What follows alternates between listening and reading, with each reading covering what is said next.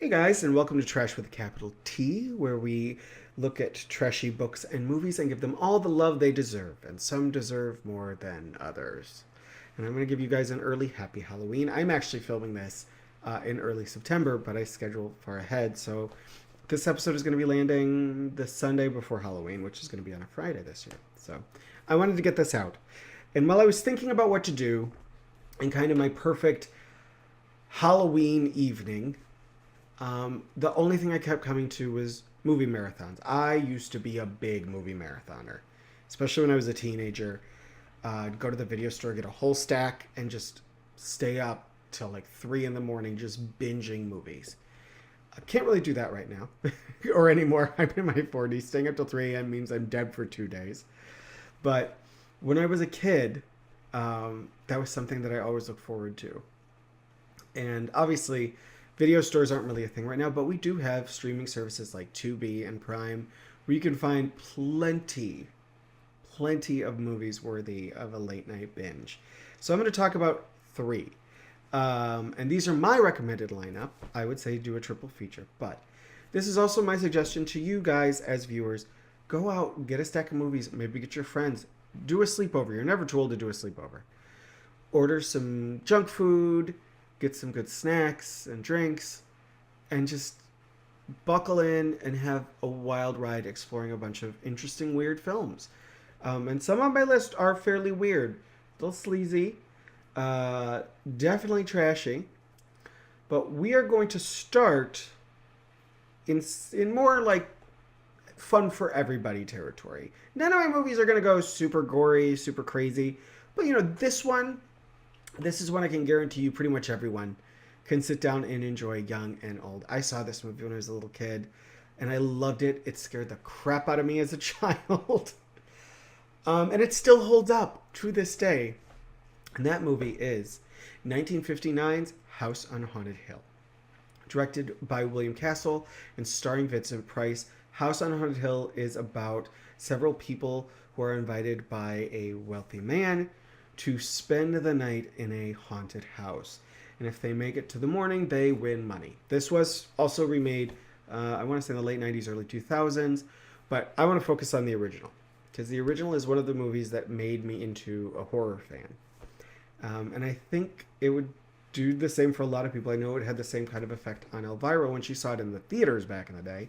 I obviously did not see this in theaters. I saw this on home video, but this was one my dad had seen as a kid. He was a kid in the 50s and in the 60s. And this is the kind of stuff he used to share with me. We used to watch movies like this. So this also has that kind of special place in my heart because of that. But this movie holds up really, really well. It is extremely fun. Does not take itself too seriously. It's William Castle. It is just, he knew how to make a fun, not always great movie, but he knew how to make a fun movie. And House on Haunted Hill is the perfect example of that.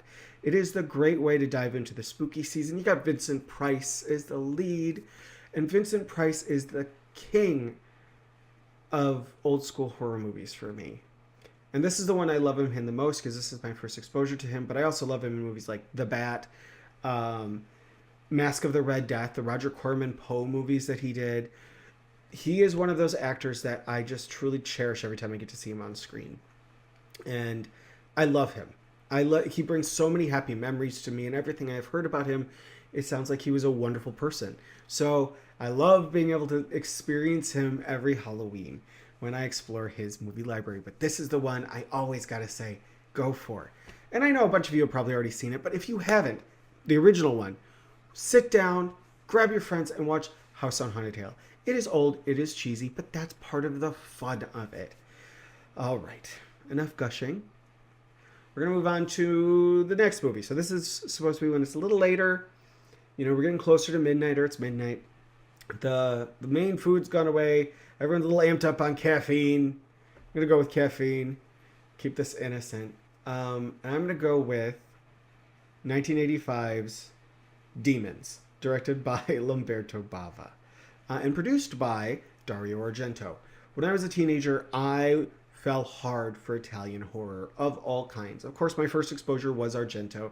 It probably was Suspiria. I think it was right around the time Anchor Bay was re-releasing Argento's films. They were doing all these remasters, and they had these great DVD editions of his films. And the first one I saw was Suspiria. But one of the movies that I always remembered seeing in the video store, it always comes back to the video store for people my age, for, you know, the millennial, the elder millennial especially, and, you know, Gen X and everyone else. But for that, I'm talking about me personally. But this is one of those, I remember always seeing it. I never touched it. Grew up in a very Catholic household. Oh, God forbid I brought home a movie called Demons. But this is one of those movies I finally got to see. I bought the DVD, I snuck it. And I had a little personal DVD player, and I watched it, and I was blown away. This is not an intelligent film, but it is just so entertaining. General gist, bunch of people go to a special hidden screening for a horror movie. They don't know what it is. Turns out to be about this, these people exploring this forbidden city. And while they're watching the movie, one of the audience members, a supposed prostitute, takes a prop from a standee and puts it on her face. It's a mask, and it cuts her cheek. And little does she know that that little cut is going to break out into a hellish invasion, I guess, or infection of demons. This movie is bloody and goofy and over the top. And it is the perfect movie to wake everyone up just as you're getting into those later hours.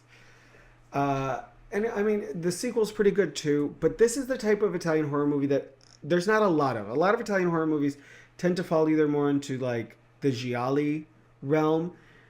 This one is just, it goes more towards the splatter. Fulci was good at that one too, but Bava brings something to it. He doesn't have the meanness that Fulci would sometimes bring to his movies. This one is definitely more popcorny. And while gory, it's not one that is going to really offend a lot of people. I know I bring that up, but if you're watching a movie with a group, you want everyone to enjoy themselves, right? This is definitely one of those where you don't have to worry too much about the people in the group because, yeah, it's bloody and fun, but it's not mean. It's not cruel. And it is exciting and energetic. The pacing of this movie is spot freaking on. It is fast-paced, it knows what it's doing, and it pulls a few twists here and there. Nothing too shocking, but, you know. And it's perfect. It's perfect just as everyone's kind of winding down and it's getting late. Wakes everyone up. Okay. So I'm going to go into my third film. This is when, you know, you're past the midnight hour. Everyone's definitely a little buzzy because of the caffeine and full of food and half drowsy, a little delirious because it's so late. This one is my obscure one, but I had to pick this because it's one that I have enjoyed watching multiple times. My husband and I love mocking this movie. We still joke about this movie to this day.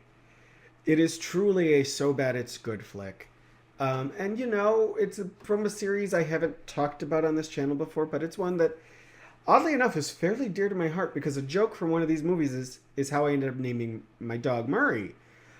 This is not the movie that the joke came from. This is one that has a love scene that will make you cringe so hard you might hurt yourself. And that movie is Witchcraft 8, Salem's Ghost. It came out in 1996. While the 8th movie in the series, you do not need to see any of the other movies. There is no continuity connection, although the other movies really have no continuity connection either. So this one, you will have to pay money to see this one. It's like 99 cents to rent it over on Amazon. I think Troma has the rights to it now. But it is something to behold. It is made for no money. It is definitely on the sleazy side. The Witchcraft movies tended to be a little more late night TV kind of movie. Lots of nudity and the like. Not a lot of gore, not a lot of violence, and that definitely fits this one. But it is so just weird in the best way. General plot is young couple buys this old house. Old house has a warlock sealed in the basement who really, really wants to get with the wife. Bad things ensue. And at one point, a priest or a pastor or something. He's Protestant. He's not Catholic. Um, a holy man shows up with the most Lucky Charms sounding Irish accent that you have ever heard.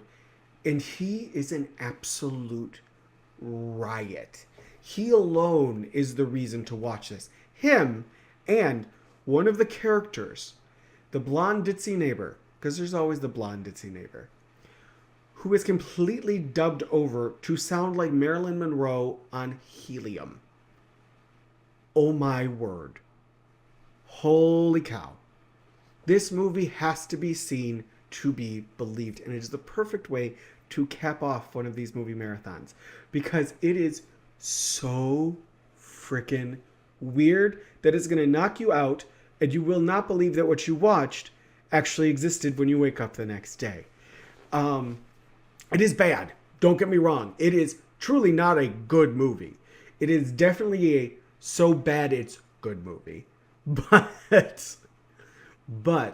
yeah, go in knowing no production value, super cheap. The acting's not terrible for everyone who wasn't dubbed over by a helium sucking Marilyn Monroe impersonator. The acting's not terrible. Plenty of sleaze. Totally sleazy. And I'll just say this. If you're trying to have a romantic moment, intimate moment, and you're going to involve food, maybe don't involve spaghetti and chocolate sauce. Just going to throw that out there. Yeah, if you have an aversion to food, like messy food stuff, this movie might not be for you.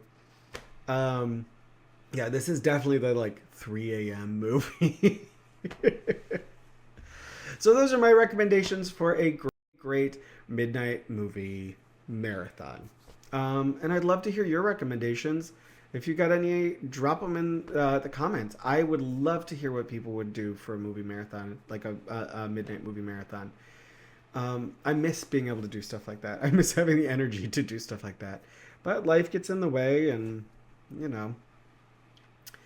you kind of have to adjust your sleep schedule so you're not dragging the whole day, next day at work. But, yeah. And most importantly, recommendations aside, one of the things when I look back on doing this type of stuff, not just on my own, but with my friends and with my family, is it's about creating the memories, the bonding moments. Halloween is so important to me, and these kind of things are so important to me because this is how I bonded with my friends and with my parents and my brother. And it's stuff that I carry with me and I cherish. So to everyone out there, even if you don't go with my suggestions, and my movie suggestions may not work for you, may not work for the people that you'd be watching with.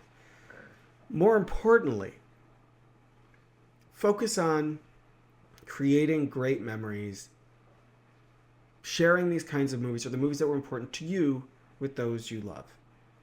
Because I know growing up that was super important to me. Staying up late and watching movies like The Blob, the original, and actually the 80s remake, or Invasion of the Body Snatchers.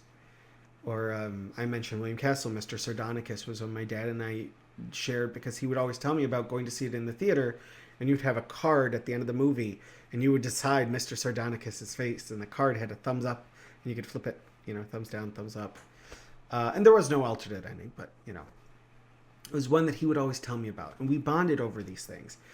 And, for me, that's important, and I'd love people to carry on that kind of tradition. So this Halloween, as you get ready for all the trick-or-treating and stuff like that, maybe put up a movie marathon for those you care about. Get together, get your food, get your drinks, and just spend some time together and share those moments together. Okay, on that wonderfully sappy note, I'm going to say have an amazing Halloween, because I'm probably not going to see you till after, since I post every Sunday, 8:30 a.m. Eastern Time. And love what you love. Enjoy what you're watching and reading. Spend some time this Halloween with those you care about. Make some amazing memories. And I'll see you all in the next one. Bye, guys.